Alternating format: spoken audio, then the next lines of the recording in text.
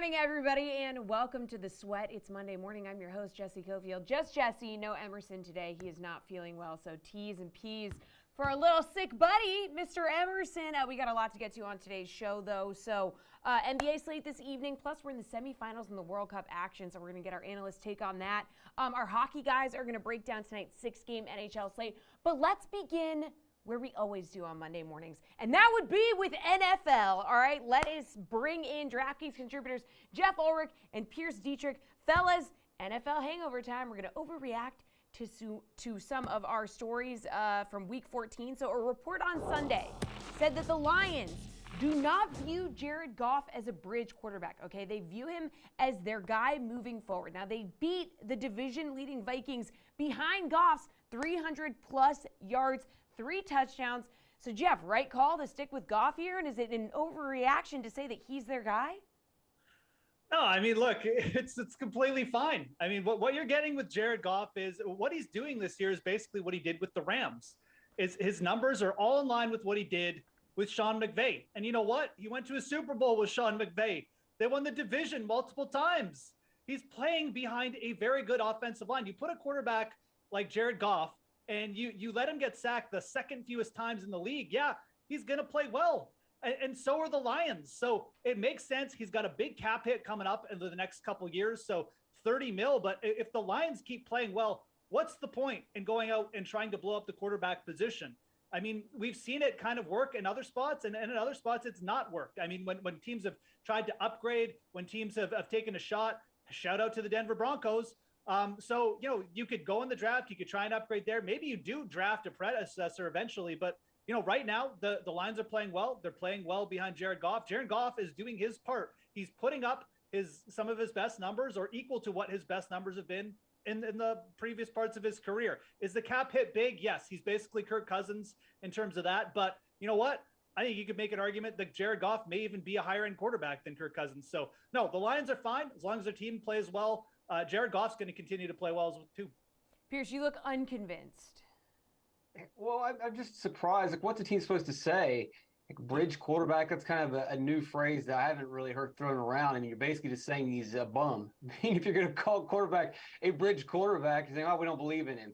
Are you going to do that in the middle of the season, especially when the team is playing well, especially when the team has a 30% chance of making the playoffs? So you're going to say, oh, no, he's not very good. No, you're going to probably get behind him and say he's a little bit better than a bridge quarterback. And Jeff has alluded to all the reasons why Goff is playing well. When you put the pieces around him, just like any other quarterback, they're going to play well. He's got a great offensive line. He's got 4 maybe above average wide receivers that are developing every single week. He's got 2 really good running backs. I mean, what more could you ask for? He's got a coach that may be, I mean, if I had to pick coach of the year right now, I'm going with Dan Campbell. What he's done over the last 2 seasons, he is just a pure coach that rallies his team. And then beside him, he's got a very underrated offensive coordinator in Ben Johnson that we're not talking about, but I believe by the end of the season, we will continue to talk about him.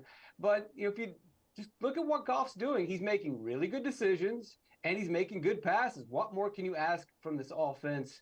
Watch out for Detroit, maybe a playoff team that could surprise some teams. The defense isn't very good. It is getting a little bit better, but you know, they get into a playoff game, they get into a shootout, those can go either way. The funny part too, Pierce, about the bridge thing is he basically still is a bridge quarterback because he's got a couple years left. So yeah, they don't want to call him a bridge quarterback now, but he is a bridge quarterback. I mean, like that's what they're not going to re-up him. A bridge between what though? If we're saying he's a bridge, well, maybe he leads to something, but what was on the other side of the bridge? What is he, you're bridging right. The gap between? Exactly. The other side of the bridge isn't always green. Yeah. Well, we'll see how sturdy that bridge is. Let's stick with quarterback talk. So Brock Purdy assuring 49ers fans that he's capable of leading them over a division leader, even if it is, you know, the Bucks. Pierce, did Purdy and the 49ers convince you that they are still Super Bowl contenders? This is going to be the strangest victory lap for Jeff. There's no way that he saw this coming. I mean, the defense is basically the team that he believed in, but a lot of the other parts that are making this engine run, he had no idea what's going. No one knew that it was going to be Christian McCaffrey and Brock Purdy, but it's happening. Here we are. I mean, look, this may be an upgrade over Jimmy Garoppolo. The knock on Jimmy Garoppolo was he's a game manager that would occasionally make really stupid back-breaking passes.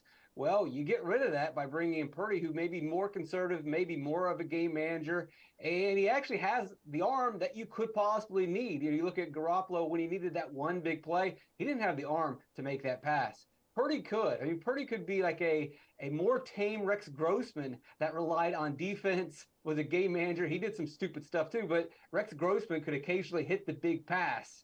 And maybe that's what we'll see from Purdy. It's going to be interesting to watch over the next couple weeks. Unfortunately, it looks like my Seattle play is dead now, but go 49ers, I guess.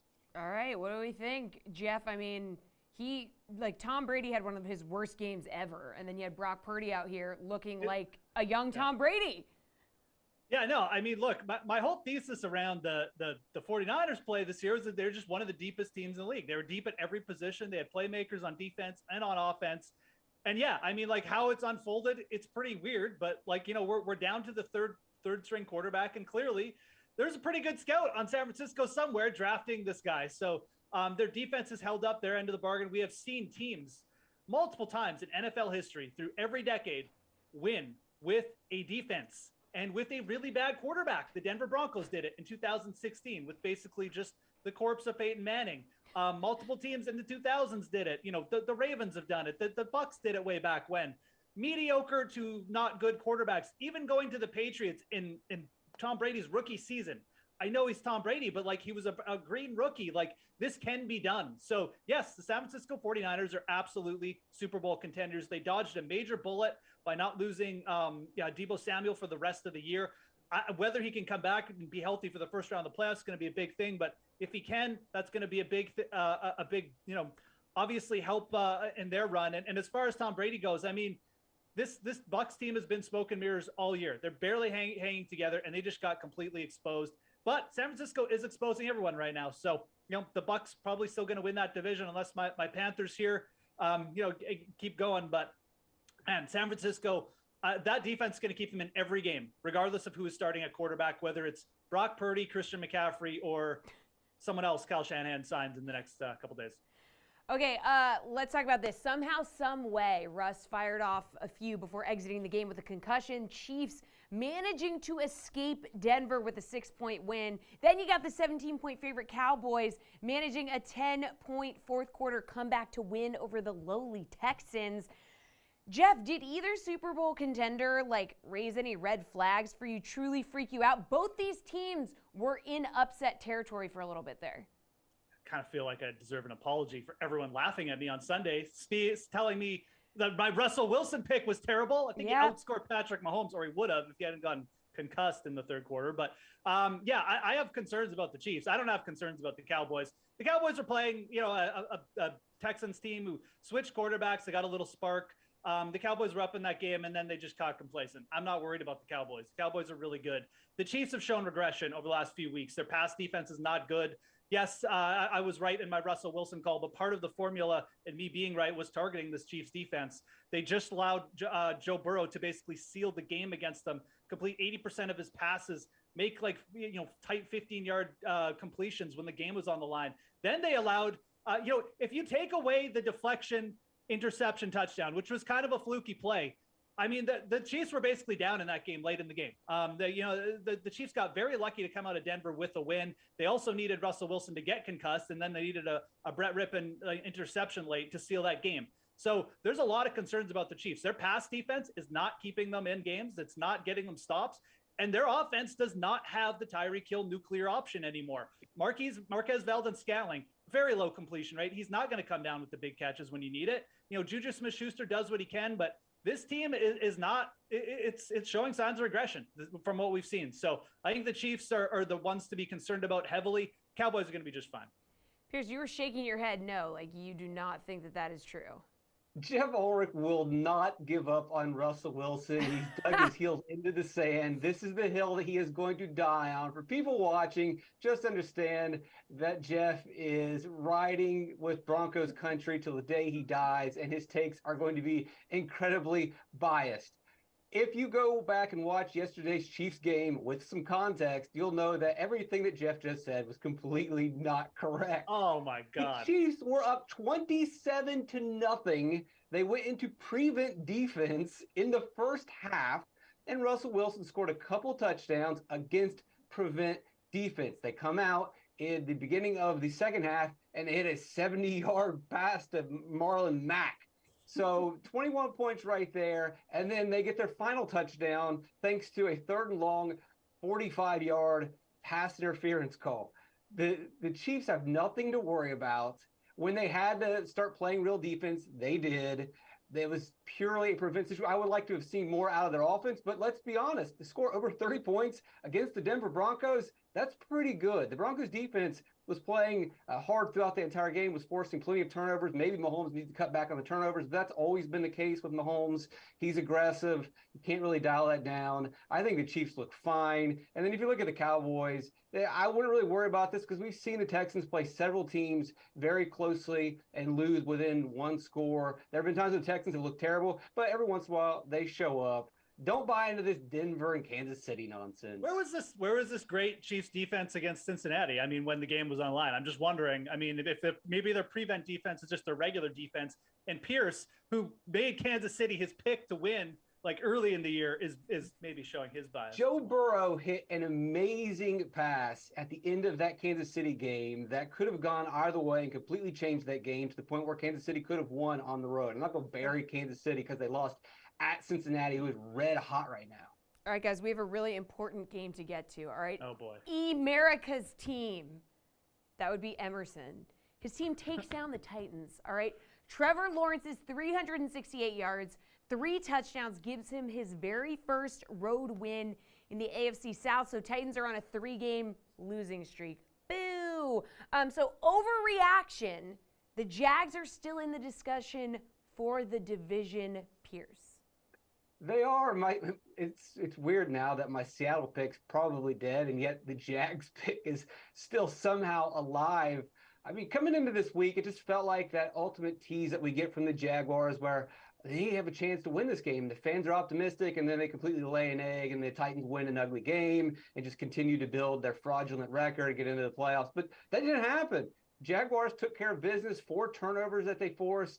And you look at what Trevor Lawrence is doing in his last 4 full games, QB ratings over 120 in his last 2, QB ratings over 100 in the 2 before that. Their offense is getting better. Their defense is doing just enough. I would love to see them sneak into the playoffs. But, you look at who they got next week. I think reality is going to come crashing in with Dallas facing the Jaguars. So my advice is to Emerson and the Jag fans, just soak this up, enjoy it now. Because I don't know if it's going to last very much longer. Do you agree, Jeff? Look, I got you, Emerson. I know you're out there watching on your couch, just huddled up. You got some cold medicine. Yeah, I think that it's not an overreaction to say that the Jags are still in discussion for the division. I'll say this as well. Go out and bet the Jags this week. Plus 4.5 on the spread. It's going to be a close game with Dallas. I absolutely believe that. I think that the Jags are going to be able to hold up their rushing offense a little bit. And what we've seen from Trevor Lawrence and crew, I mean, he's got multiple weapons to work with. Nobody knows the Cowboys better than Doug Peterson, a coach who obviously has his locker room. He's certainly take him in a single game over Mike McCarthy any day of the week. And you've got the Dallas Cowboys on the road now. So, yeah, I think that the Jags not only are in the discussion, but they're in the discussion potentially to pull off the upset next week. Now, they may need that upset. The Titans also have to play the Cowboys, which is nice. And I think this is going to come down to a little bit of schedule, but these 2 teams meet last game of the season. If the Jags can somehow go 3-1, even if they lose to the Cowboys and win out, they're going to have a chance. So love everything the Jags are doing. Still a team that, a little bit of weaknesses, especially in the secondary, but I think they're going to play the Cowboys close next week. All the money's coming in on the Cowboys. Line's already moved up to 4.5, like the Jags. All right, fellas, let's wrap this up with a little Monday Night Football talk. So week 14 wrapping up with the Patriots visiting the Cardinals in the desert here. So we want to talk about your best plays for this one. Jeff, who do you want to put into that captain spot here?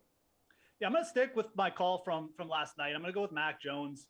The last time we saw Mac Jones play in a dome against Minnesota, I mean, he tore it up. He really did. He had a great game. Obviously multiple passing touchdowns. Over 300 yards. And I really don't see any reason why he can't do something similar here against Arizona, an equally weak pass defense. doesn't really get a ton of pressure. You got a Patriots defense that they're going to be able to move the ball with Ramondre Stevenson. I know Myers is out. That hurts a little bit, but they do have weapons. They got this guy who's a cornerback who's basically their best offensive player. Devontae Parker's out there. He should be in a good matchup. I think you take the salary discount you get with Mac Jones over some of the other options here, and you move from there. Obviously, a little bit of this is strategy dependent. Not many people are going to be captaining Mac Jones when Kyler Murray, Ramondre Stevenson on the slate, but I think Mac Jones very captain viable tonight. I like him as a bit of a contrarian option. Yeah, Pierce. I mean, Kyler Murray's thrown 2 or more touchdowns in each of his last 3 appearances. Do you want to put him in your captain spot? No, I do not. The Patriots defense is pretty solid, and Kyler Murray is not necessarily consistent or solid. I like the Mac Jones as a contrarian play, but I'll go with the chalky Ramondre Stevenson.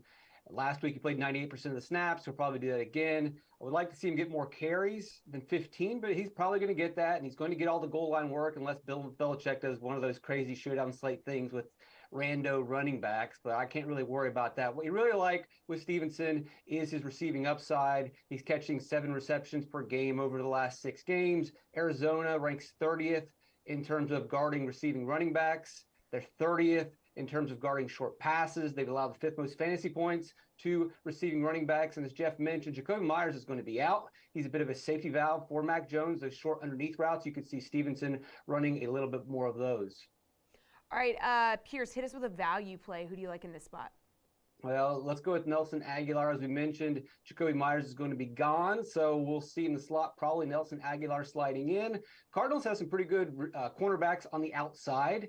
So you go towards the slot where they rank towards the bottom of the league. They've allowed the 5th most fantasy points to slot receivers.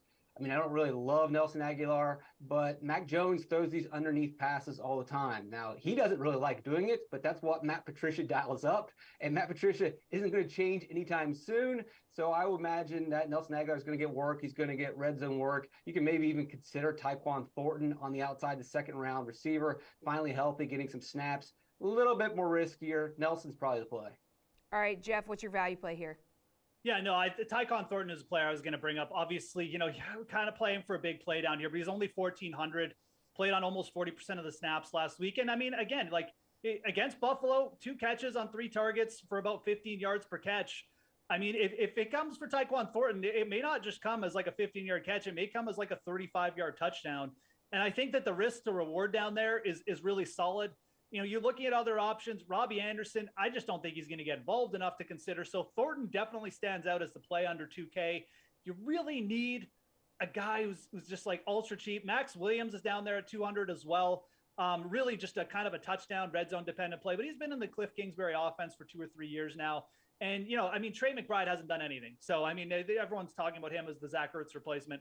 He's clearly not involved in this offense. Max Williams, at the very least, could be a red zone option. So I think there's viability down there at 200. Again, very thin play, very variable play. But Tyquan Thornton, to me, I would not be shocked if he pops up with a long touchdown tonight. At 1,400, I think he's worth chancing it for sure. All right, how about a player prop that you're interested in? Jeff, we talked about the Pats' defense being good. You could get Kyler Murray over 0.5 interceptions for -135. I don't hate it. Kyler's not necessarily the player I'd love targeting with interception props. He can run a lot. Sometimes his pass attempts aren't there. I'm going to go to the other side and pick on Mac Jones props. Not pick on them. I'm going to be bullish on Mac Jones. We don't have a pure passing yardage prop up for Mac Jones. We do have alternate lines. Plus 250. Like, I don't mind laddering Mac Jones up here. Plus 250, 250 or more, plus 100, 300 or more yards, plus 330. Let's play both of these. Again, the last time we saw Mac Jones in a dome versus a weight pass defense, just like we're seeing here, he went for well over 300 yards. So again, you can put a couple units on or a unit and a half on plus 250, 250 or more, and then put a half unit on 300 or more. I think Mac Jones has a very solid night. What we saw before the Buffalo game from him was just a very efficient quarterback, not getting hit a ton. He's not going up against a tough defense here. Arizona has tended to push their opponents towards faster pace of play as well with DeAndre Hopkins back. Give me Mac Jones for over 250 here at plus money. All right, Pierce, what do you think? Where are you going for your prop?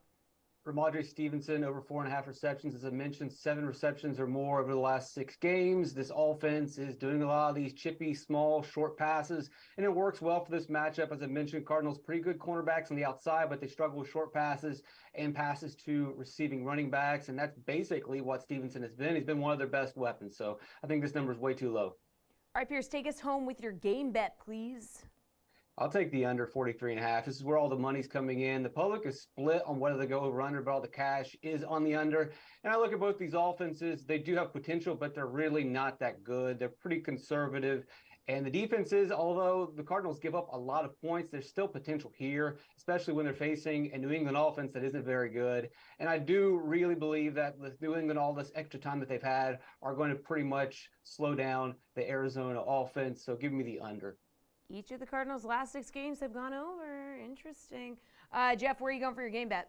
I'm going right against Pierce. I love this situation. Give me the over. Like you said, Jesse, last 6 games for Arizona, all their games have gone 44 points or more. And that includes a game against the Rams where they started. I can't even remember who they started. It was Bryce Perkins, Wolford. Who knows who they started in that game? The point is, it went over. Since this team has had DeAndre Hopkins back, what have they done? They score points, even if they get behind, even if their defense allows a quick 20 points. Kyler Murray keeps them in games. He pushes the pace. He pushes the other team to keep passing as well. The Patriots offense is not as bad as Pierce makes it out. They just played Buffalo in outdoors. This is in a dome again. The last time we saw the Patriots in a dome, they scored a ton of points against a weak defense. They're going to do the same thing here. I love the overplay here. One of my favorite plays this week.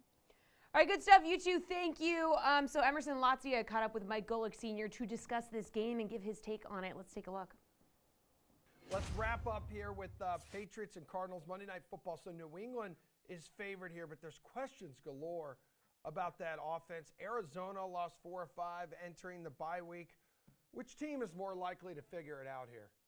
Oh, I think New England, just because got to give it to the coach and Bill Belichick, that he's going to find a way to figure it out, and players know what they have to do on that team, and where your status is with your coach. I mean, speaking of status of coach, we don't even know what's going to be going on with Arizona. We know that Kyler Murray just got that monster deal, so he's going to be around. At least we think so. But what about the coach? What about the GM? That's a team that a lot more was expected of, and they have not performed very well. They've made me scratch my head the entire year with I just can't figure them out. So I see some possible changes there in the offseason.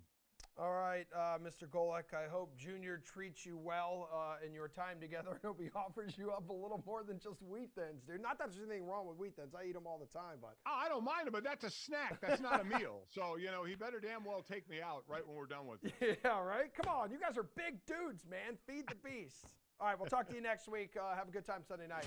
Thanks. See ya. We have a 7-game NBA slate this evening, and you're taking a look at the top-priced DFS plays on said slate. Jason Tatum, 11-1. This man is on a roll. As you can see, his stats for his last 10 games, absolutely unreal. So let's bring in DK Nation's Chinmay Vaidya. He's going to tell us which players he's building around on the NBA slate. So we just saw the most expensive guys, Chinmay, but can you build around a value play? And who do you think is going to be the best value play tonight? So you mentioned Jason Tatum, but the best value play might be another guy in that Boston Celtics lineup, Blake Griffin, who comes in at 4K on DraftKings DFS contests. He's had 3 straight games of at least 23 DK fantasy points. 2 of those were 25 or more DK fantasy points. And he's probably going to start tonight with Al Horford out due to a personal issue and Robert Williams still not back from his knee injury. So Griffin at this price point is likely going to play heavy minutes again. And you can't go wrong here as the Celtics try to bounce back from a bad loss on Saturday to the Warriors. All right, so now that we've saved some money here, Chinmay, who's the best guard to build your lineups around? Do you want to pay up in this spot? Not going to pay up all the way here. I think there's some guys who are coming in a little lower than that top tier. Anthony Simons is the guy I'm targeting here for the Portland Trail Blazers. He just had a huge game against the Timberwolves over the weekend. They're playing the Timberwolves again tonight. He's playing heavy minutes. He's taking a lot of shots in this offense. I like Simons to have another strong outing tonight against Minnesota. Chinmay, how about your favorite forward to build around here? I think this is where you pay up, not quite going to Tatum's level, but going just a little bit underneath that. Kevin Durant coming in at 11,000. He has 3 straight 50-plus DK fantasy points games. He's been incredibly consistent. The Nets have won 7 of their last 8 games. They are starting to get into a little bit of a groove. That Kyrie Irving drama seems to be well past this team. Ben Simmons is getting healthier. The role players are starting to come together. And Durant has just been consistent as ever. So I'll take him again tonight in a soft matchup against the Wizards. All right, Chinmay, looking at centers here, who's the big man that you feel like you got to have in your lineup? There's actually a lot of good options here that are not going to cost you a lot of money. Yusuf Nurkic is one that I like. Clint Capella is another option, but I like Rudy Gobert. Ever since he got ejected, the 3 games that he's played since then, he's averaged 47.3 fantasy points, just went for 47.8 over the weekend against the Trailblazers. So I like Rudy Gobert, who comes in at 7,200 to have another really solid outing, as he's the main man in the middle there in Minnesota now with Karl Anthony Towns out. All right, Chinmay, take us over to the DK Sportsbook. What's the best bet here to build up that bankroll? There's a couple good ones. I like the Nets -6 against the Wizards. The Nets rested basically all their guys over the weekend and should be really fresh for this one. The Wizards, we still don't know what Bradley Beal's status is. He's probably not going to play in this game, but even if he does, he probably won't be at 100%. I like the Nets to win and cover this one fairly easily. And then even the Hawks at +8. I know they just had a game last night, and the Grizzlies are coming in quite fresh, but Ja Morant is questionable with a thigh injury, so we'll see if he plays. And if he doesn't, Hawks at +8 seems like a really solid number. Chinmay, do you have like a player prop that you like here? It's really tempting to take the over on this guy's points, assists, and rebounds because he has to do everything in this Dallas Mavericks offense. But I'm actually going on the under for Luka Doncic tonight for that prop. It sits at 49.5. That is just a massive number. He has gone under that number in 4 of his last 5 games. The Mavericks are in a bit of a slump right now, and there's a potential blowout here with the Thunder not playing as well as we've expected over the past few games. So even though you typically don't want to take unders on Doncic total, points, assists, rebounds props, this is just too big of a number to feel comfortable taking the over. So I'll go with the under on this one. All right, good stuff, Chinmay. Thank you very much. Stay where you are, because coming up next, we are breaking down World Cup action as we enter the semis.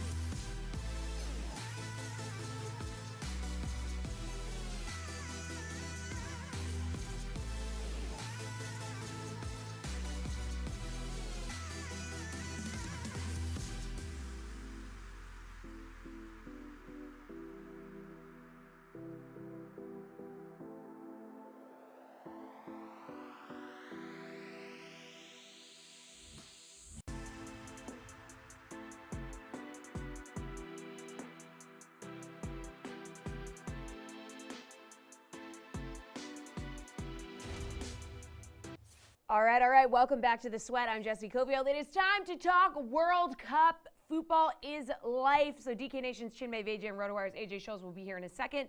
You are looking at the World Cup bracket, all right? The semifinals are upon us. It's going to be Argentina versus Croatia, France versus Morocco. So let's bring in our experts here. Going to get their favorite DK Sportsbook plays ahead of Tuesday and Wednesday. So let's recap just like a crazy few days, guys. So on Friday, we saw Croatia stun Brazil with a late extra time goal, then win in penalties. All right. And also a penalty kick win for Argentina over the Netherlands. AJ, biggest takeaway from Friday and the craziness? I mean, Croatia is a really good team. Is the moral of that story? They obviously were the runners up 4 years ago, and they're still got much of that core still together. Their goaltender was phenomenal in that game, and clearly they're not afraid to play 120 minutes and then settle this thing on PKs. They've done it in 2 straight now, including that Japan matchup. And Argentina, I think, needs to find some sort of zen moment. I mean, the yellow cards were just flying out the door in that matchup with Netherlands. They're going to miss Marcus Acuna because of all the yellow cards in that one. He'll be suspended for this matchup. So Croatia, I think, looks potentially like the better team to me just because they're a little more calm and measured in their approach compared to this Argentinian side. Chinmay, what do you think? What was your biggest takeaway from Friday? It was pretty much a nightmare day if you're a Brazil fan. Brazil losing in penalty kicks and then Argentina going on to win their match. So pretty rough day if you're a Brazil fan. Brazil gave it away in the final 3 minutes of extra time. But like AJ mentioned, Croatia's a great team. And this has been a veteran team that has been building up this squad for a long time. And they're resilient. They've all played in big games before. They've won big games before. In these key moments, they know how to perform. So this isn't the stunning upset that many on paper might think it was. This Croatia team we saw in 2018, they made that run. Maybe the bracket was a little bit soft for them in that World Cup, but they've gone through some giants here. So this Croatia team is really good, and they've really built a great program there. All right, well, the drama continued on Saturday, right? You had Harry Kane missing a PK that could have tied it. France advances over England. The Cinderella story of the Morocco team continues as they beat Portugal. So, like, AJ, thoughts on Saturday's matches? Well, I think Belgium's probably feeling slightly better about not making out of the group when you consider both Morocco and Croatia are now in the semifinals. This Moroccan team has just been so good defensively against some really top teams. They've given up 1 goal in the tournament, and that was an own goal. So really, nobody's actually scored against Morocco at this point. England obviously had their opportunity. I don't know what else you could ask for than Harry Kane stepping up to a PK. The England curse just seems to continue here. They had a chance to get past France and advance here potentially, but they let it slip away. Yeah, Chinmay, what did you think about all that craziness? Harry Kane is not going to live this down for a long, long time. Nope. This is one of the toughest ones for England in a long history of missed penalty kicks in key matches in the World Cup and the Euros. This one is really going to sting because there's no other person you would have taking this kick. Harry Kane is the guy, and he's not inexperienced. It's not like he hasn't scored. He's actually scored a penalty kick earlier in that match. So if there was any guy that you wanted taking that kick, it was Harry Kane. As far as Morocco goes, I don't know the exact, expected goals or the goals given up kind of thing, the advanced metrics there. But the Portugal game, they probably should have given up a few goals that they didn't. They really did look tired at the end. But this team just has found a way to win and found a way to kind of dig in and hunker down defensively.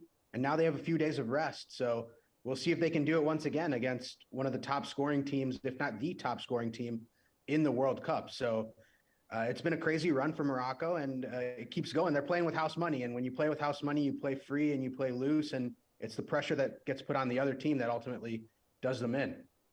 Okay, so tomorrow we got Argentina and Croatia. AJ, what is your best bet for this one? You said you kind of feel like Croatia's looking like the better team here. Yeah, I definitely think they're an option here. I mean, the regular time money line draw looks pretty good at plus 245. Obviously, Croatia going to extra time in each of their last 2.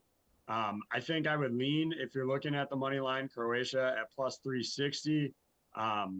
If you don't want to take the risk that it could go to extras here, maybe consider just Croatia to advance, which comes in at plus 195. I do expect this one could go to extra time. And if that happens, I give the edge to Croatia. I know Argentina just had extra time and they won on PKs too. But if this game's not finished in the first 90, I think you're definitely going to want to favor Croatia to win this one. Chinmay, what do you think? What's your best bet for this one? So I like the total coming in at under 1.5 goals in regular time, which comes in at plus 170 on the DK Sportsbook. Croatia have been tremendous defensively. However, if you are backing Argentina, I think there's ways to get some value out of this, even on the money line. Messi to score and Argentina to win comes in at plus 225. I think if anyone's going to break through this Croatia defense, it's going to be Messi. Argentina to win by exactly 1 goal comes in at plus 195. I don't think they're going to blow this team out if they do win. So I like Argentina if they do win to win by exactly 1 goal. And then the method of winning, Croatia to win on penalty kicks comes in at plus 800. And if you're buying into this narrative that Croatia can only win on PKs, then that is a big number that you can throw something on. But I like, my favorite bet is still the total coming in at under 1.5 goals at plus money. Okay, Chinmay, so Morocco and France is on Wednesday. End of the line for Morocco. What do you think? What's your best bet in this one? Well, it's the third time a charm. I think this is the third time that we've tried to end Morocco on this show, and they just keep winning. I'm not going to do that here. I'm staying away from the game result, I think. Under 1.5 goals comes in at plus 205. Under 2.5 goals is also a fairly decent value, minus 155. Morocco double chance, I believe that's a regular time bet if it were to take place. Like if you were to wager that, I believe that's a regular time payout. Comes in at plus 160. So if you're really buying that this extra rest will give Morocco some fresh legs, that's a potential option there. The draw and under 1.5 goals comes in at plus 900. Basically a 0-0 draw is what you're looking at there. And the draw at over 1.5 goals comes in at plus 475. If you think Morocco are going to hang in this game and you think, they can potentially send this to extra time in PKs with France, then I think those are the bets that you would take rather than just the unders, because you're going to get the draw benefit as well. If you do believe that, I think the under 1.5 goals is probably still my lean. That's the cleanest play and the easiest one to root for. All right, AJ, what's your lean in this one? I mean, pretty much everything Chinmay just said is where I'm headed as well. I think the total is a good place to target here. Like he said, under 1.5 plus 205, really good value. And I think under 2.5 at looks like minus 160 now, I think it's still, you're giving up a little juice, but I think it's still enough value to target here. It's so hard to not just bet Morocco in this one, right? Like plus 330 to advance is really good value. Plus 600 on the regular time money line. It's really tempting here. I do think if you're making me pick, I do think it's going to come to an end for the Cinderella team finally. But as Chinmay said, we've been excluding them from advancing for quite a while on this show. All right, stoppage time here, guys. We're in the semis. Okay, so still some value on the futures market. AJ, is now the time to put a future in? Croatia is plus 750 if you like it. I do really like that one. I think it's a ton of value for what you're getting there. I've been on France for the entire time. So that hasn't really changed in general here as where I think is the ultimate result is going to come. But I think you take Croatia at that high play, because then if they do get past, Argentina, that their odds obviously are going to drop significantly. So I think it's worth a shot there, although I am still as on France as I have been for the entire tournament. Chinmay, would you put a little sprinkle on Croatia at plus 750? I think if you're looking at the potential change in value, absolutely. As AJ mentioned, if they do get past Argentina, that number is going to be way lower than plus 750. But how about the destiny play? Lionel Messi is still around here in what is his final World Cup. How can you not throw something, even if you're a Brazil fan, how can you not throw something on Lionel Messi and Argentina to get the job done at plus 160? It's still plus money, and they got 2 more matches to go. The legend has 1 shot. It looks like he's going to have a shot at this. You can't go wrong here. We're talking about Morocco as a Cinderella team. Lionel Messi has a pretty good storyline building here ahead of the semifinal round. All right, good stuff, you two. Appreciate it. We'll continue that World Cup talk as the week goes on. AJ, stick around. We're going to break down tonight's hockey slate coming up next.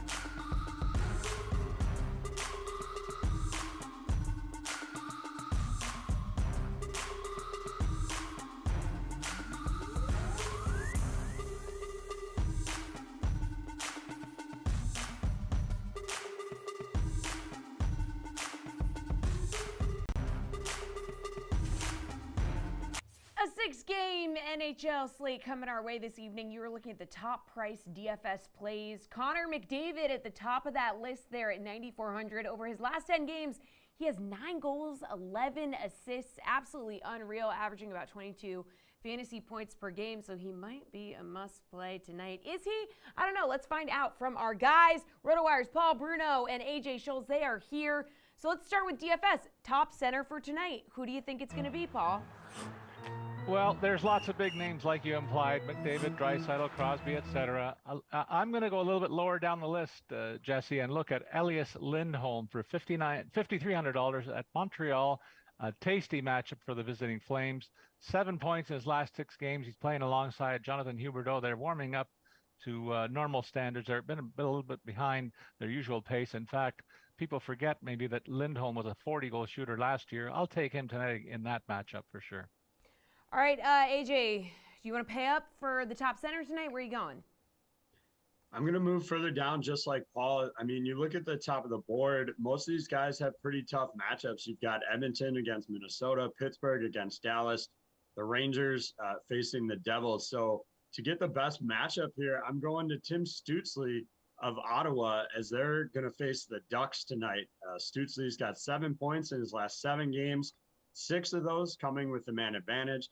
He's also averaging 3.5 shots over that stretch as well. So you avoid the kind of tough matchups that the guys at the top of the board have, save a little bit of money on salary as well there. All right, take us to the wings and things department, AJ. Who do you like here? Maybe you want to pay up in this position? Yeah, this is where I'm going to pay up a little bit. Edmonton's Stuart Skinner has been pretty solid of late, but he's seeing a ridiculously high shot volume, with the Wild putting 44 up on him in their last matchup. So to that end, I think Kirill Kaprizov at 8,500 is a tremendous spot to look here. He did just see his 14-game point streak come to an end, but I think he'll get right back onto the score sheet in that matchup tonight. Obviously, it's not the most ideal matchup for them, but Edmonton's goalies have been a little shaky, and that team's been giving up a lot of shots. And so you should, at a minimum, get some high shot value out of the Minnesota forwards tonight. All right, Paul, what do you think? Which winger do you like? Well, I noticed that there's a bottle over AJ's shoulder. I wonder what his shot volume is these days, getting ready for Christmas. But there are some good matchups there. Kaprizov and Draisaitl head-to-head. I'm going to shy away from that. And Robertson's been blanked in his last 3 games. So I'm going to go back to Calgary's visit to Montreal for Jonathan Huberdeau. That's a line stack waiting to happen for me. I'll take him at $5,000. He's starting to look very comfortable in his new digs with a point per game pace over his last 8 games. Don't forget, he was a 115-point player last season. All right, take us to the blue line here. Paul, is there a defenseman that really stands out to you that you like in this position?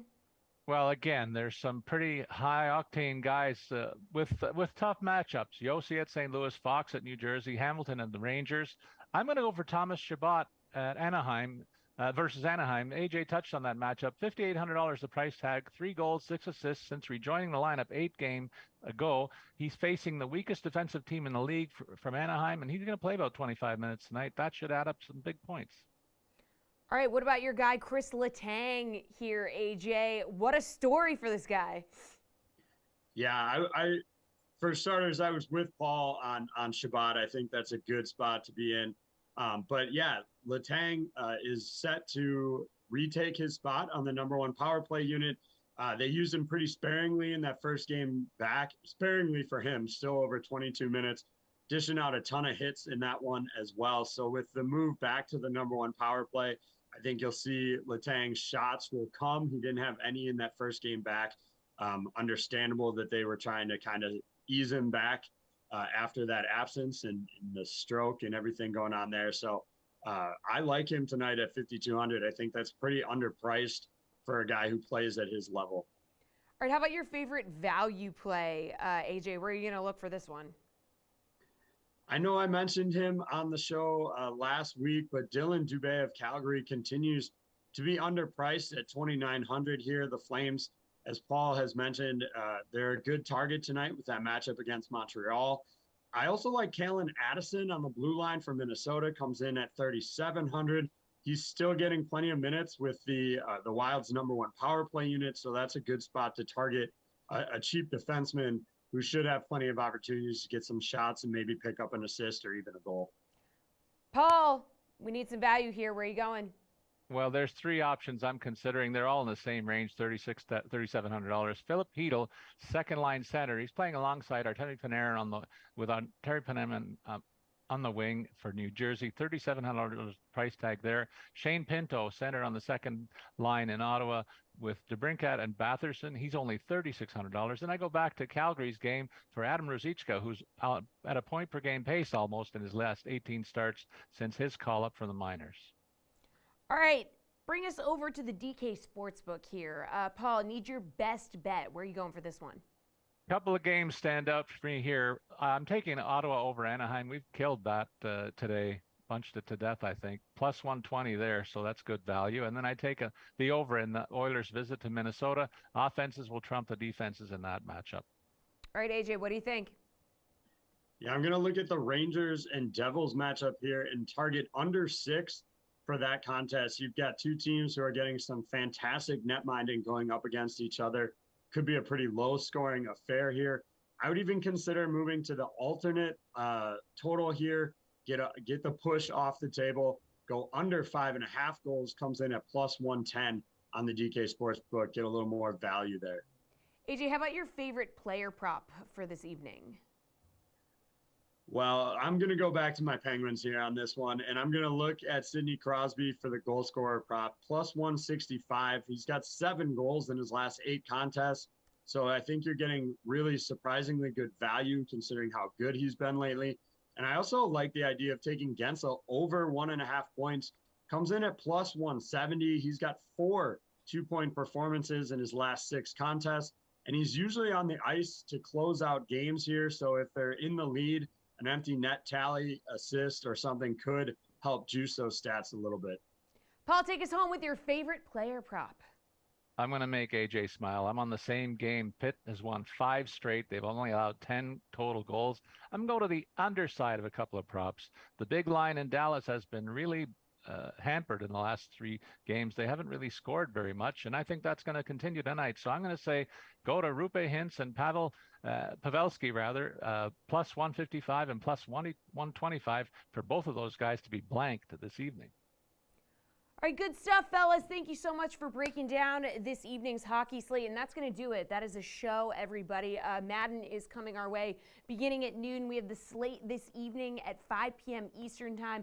I will be back tomorrow for another edition of The Sweat at 11 a.m. Eastern, and Emerson Latzia will hopefully be joining us as well. We'll see you tomorrow.